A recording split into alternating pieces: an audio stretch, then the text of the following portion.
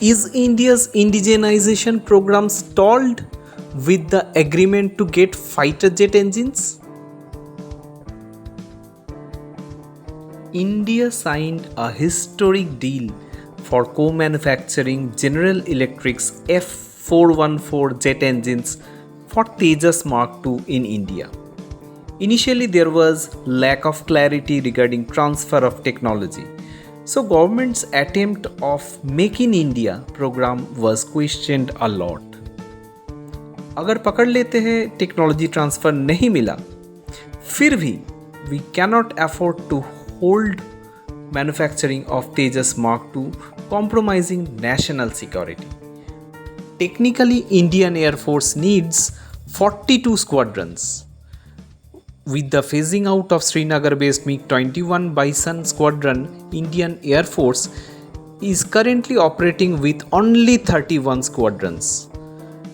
So, Indian Air Force is already short of 11 squadrons at this point of time.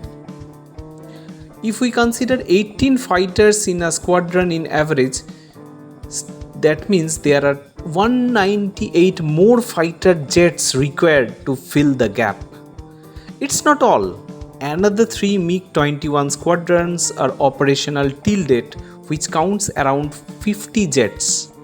There will be controversy. Still, fact is that despite incidences of accident, Indian Air Force is unable to completely ground these 3 squadrons immediately just because of lack of availability of new fighter aircrafts. Hence, the importance of the deal is immense. Finally, clarity on the deal has come and 80% technology transfer has been achieved in this deal. In the meanwhile, French aerospace engine manufacturer Safran is emerging as a potential supplier for a new engine in India's 5th generation Advanced Medium Combat Aircraft program. Safran has expressed its intention to offer full transfer of technology for the co-development of these engines. Indian authorities are pressing transfer of technology and intellectual property rights not less than 85 to 90% of the engine value with the potential engine manufacturer.